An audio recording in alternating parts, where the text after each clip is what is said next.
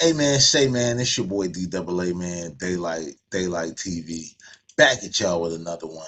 And on this trip, we're gonna get into some sports talk by way of celebrity gossip slash social media inquiry about Russell Wilson, who the New York Giants just signed on as a quarterback, and whether or not his marriage to Sierra has any connection to his declining metrics on the gridiron. You know what I'm saying? And because of that, whether or not it was a smart move for the Giant to actually spend that money to sign him on. You know what I mean? But first, hit that like and subscribe button, smash that notification bell if you're really mobbing with the content. Daylight TV, let's get it.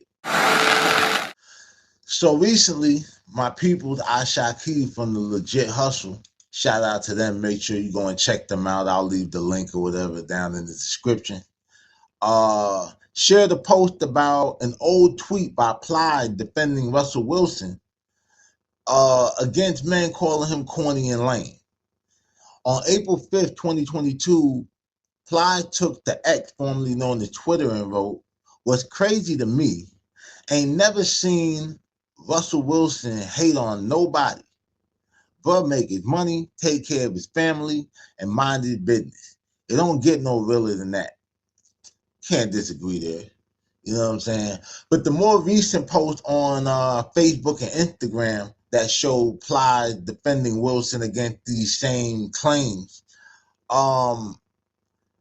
have called, have kind of caused the old tweet from 2022 to resurface.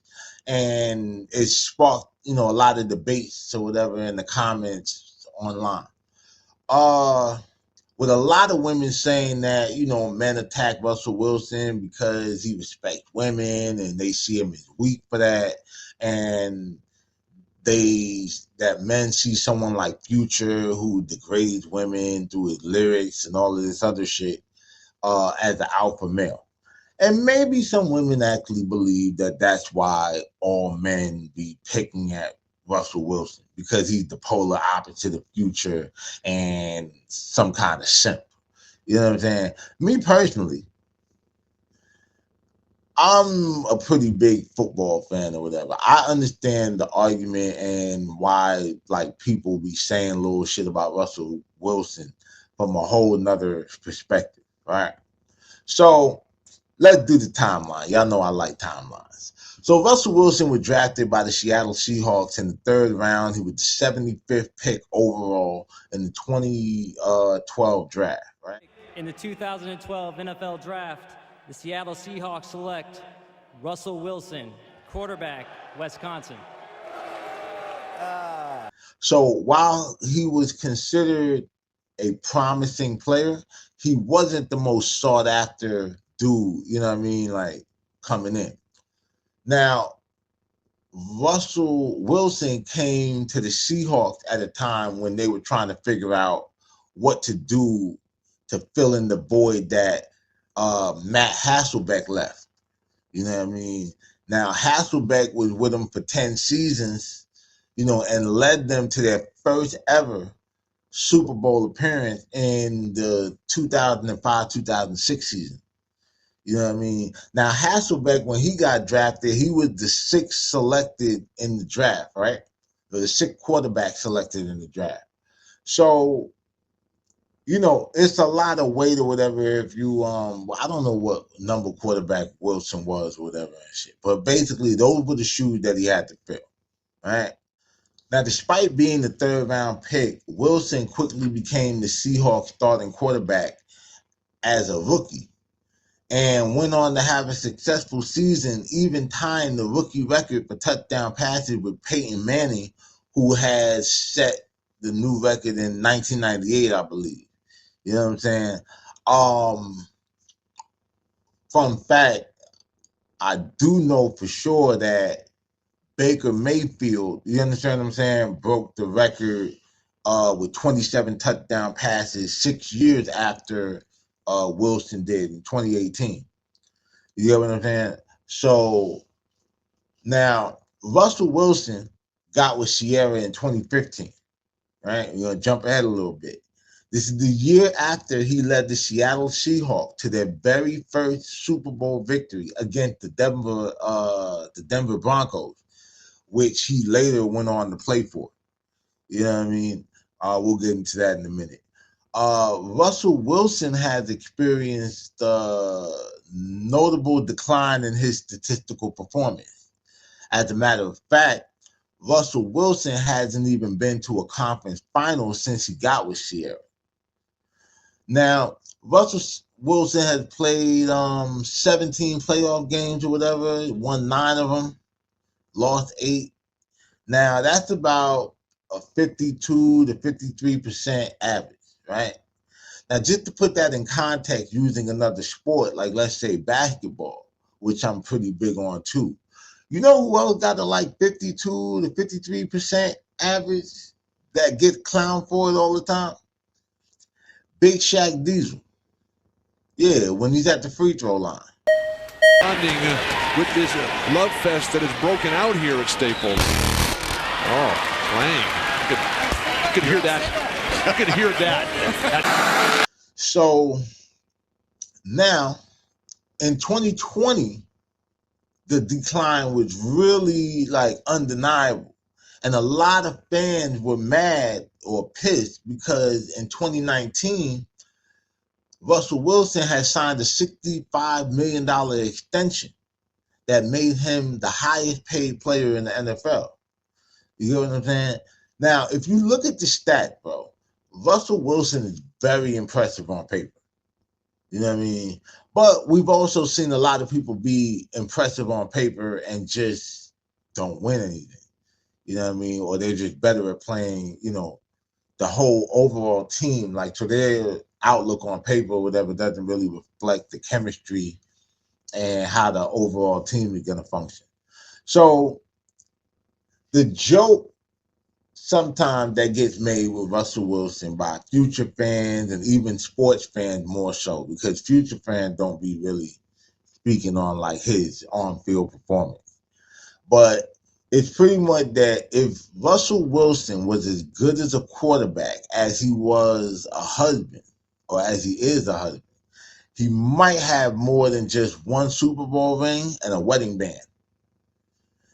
Because if you're an athlete and you were going crazy before you got your little boo thing, and then, you know, the fans noticed that ever since you've been smashing something new, your stats have been on the decline. Man, you seen how they did, how they was roasting the boy Kelsey about, you know, from the Kansas City Chiefs when they were getting spanked by the Eagles. They said, well, let me not lie, whatever, and shit. I said, like, a joke where I was saying he couldn't catch and hold on to the ball because Taylor Swift ain't got enough ass and titties and shit for him to practice his grip. You know what I'm saying? But like back on Russell Wilson, you know what I'm saying? Like the decline is definitely evident because in the last 3 years, dude done been traded like 3 times.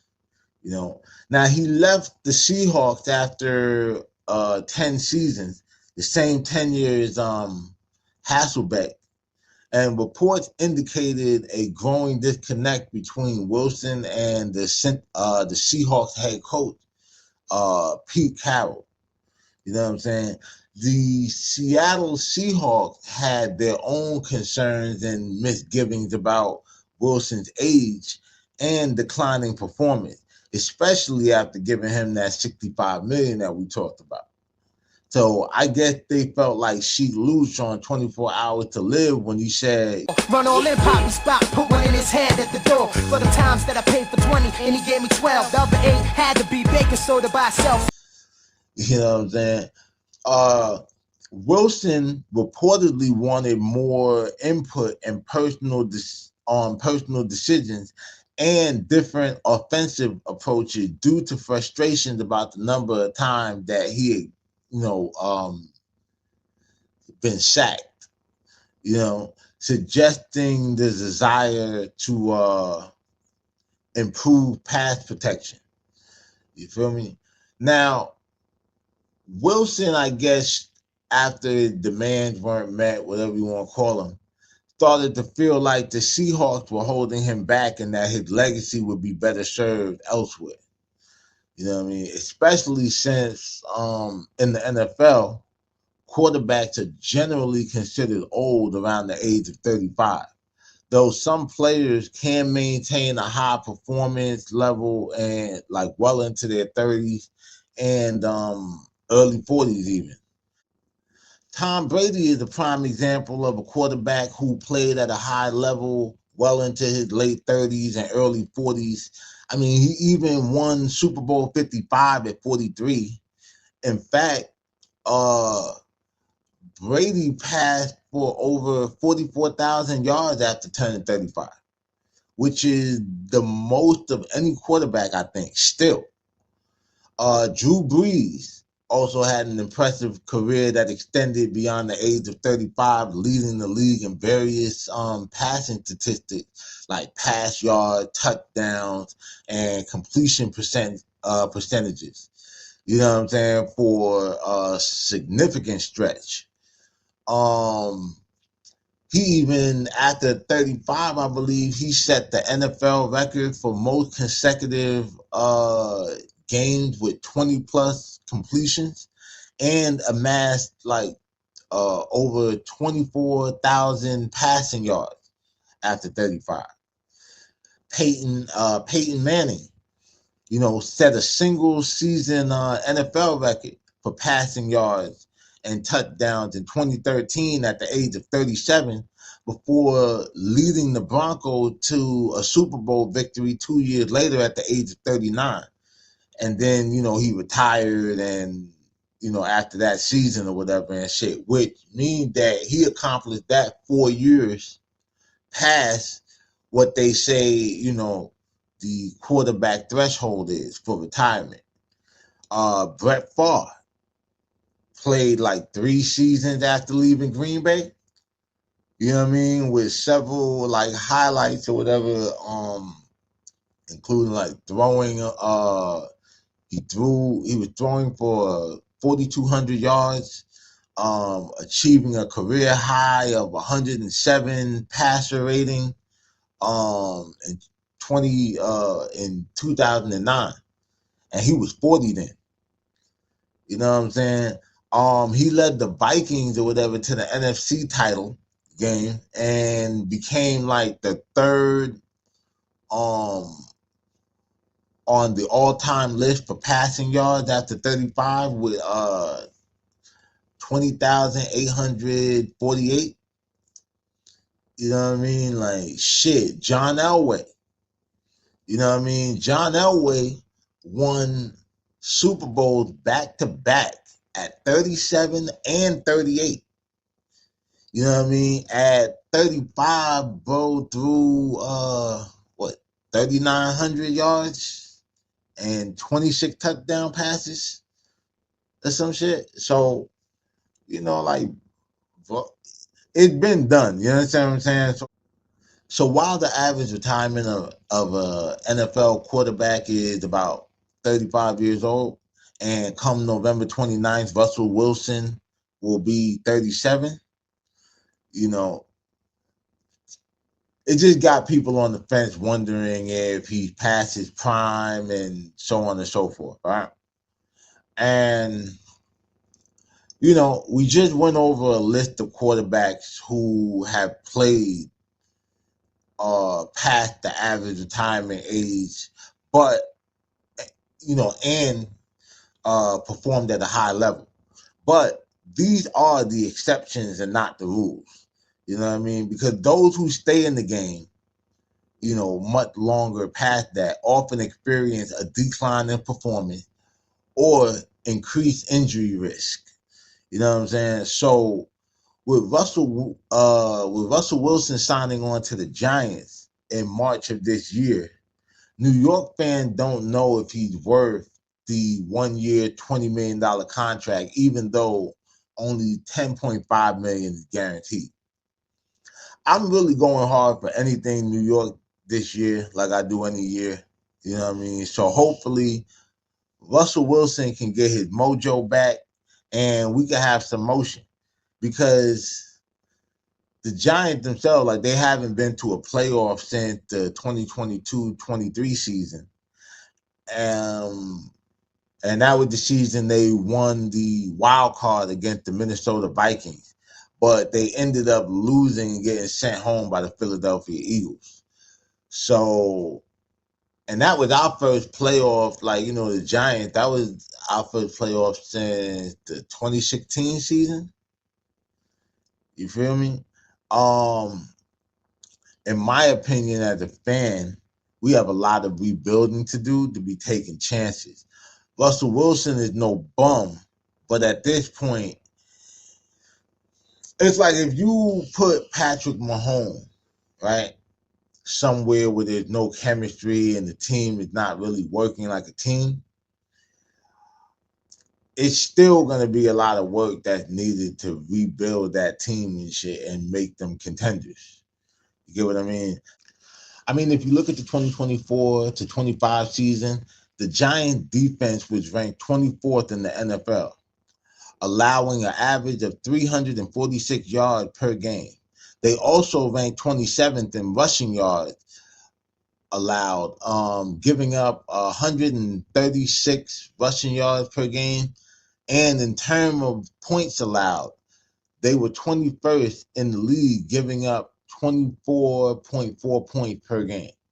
So now, on the subject of rebuilding, we do have a strong defensive lineup. Like, the Giants have added significant talent to their defense or whatever during the offseason, especially with additions like Darius Alexander, Chauncey Golston, Roy Harris, which create, you know, real competition for the starting spots and possibilities for rotation, especially when you have situations like Darius Alexander being listed as questionable with no with the undisclosed injury. Right now, that means we don't even know what's wrong with Bromey to even speculate if he's going to be 100% by the start of the season. You know what I'm saying?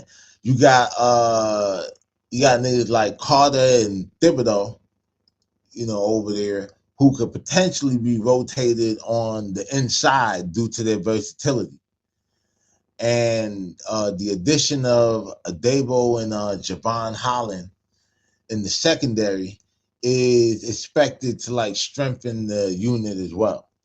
So, like I said, bro, Russell Wilson is no bum of a quarterback by a long shot. And based on the way the Giants defense is shaping up, he's definitely got some protection out there on the field, which was his complaint when he was with the Seahawks. So should be less sacked, homie. Should be more sacks of paper. You know what I'm saying? But so yeah, if you got the defense. So if you put the chemistry, if Russell Wilson can get the chemistry working with the Giants receivers, which is spearheaded by Malik Neighbors, who had a remarkable rookie season, setting the record and ranking amongst the top receivers in the league. Now, Neighbors is complemented by Darius Slayton and Wan'Dale Robinson or whatever, who have experience to bring to the table as returning veterans to the Giants organization. And if the receiving core can get an increase in production from Jalen Hyatt, we might be to get busy this year. You know what I mean? Plus, we got Tyrone Tracy, who finished the previous season as the primary running back, starting 12 out of the 16 regular season games. Tracy is complemented by Devin Singletary, who's another offseason acquisition expected to play a key role in, the running back committee. Although there are some projections that his role may shrink due to Tracy's emergence, as the lead guy over there. Then we have the rookie of the bunch, Cam Scatterbull, and his abilities are expected to complement Tracy and the rest of the receiver committee as well, with a lot of spark in the backfield. So we have a squad, bro. It's just a matter of the chemistry, because we've seen teams built up with phenomenal talent and just can't get anywhere because they're playing, different games. But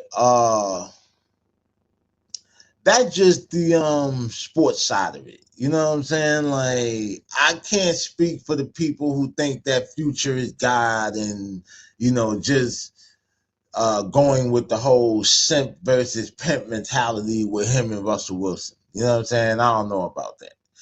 But let me know what y'all think in the comments, man. Why do you think people be at Russell Wilson top so much? Is it because they're Team Future and they feel like Russell Wilson was having Future out here looking like he was down bad or some kind of deadbeat?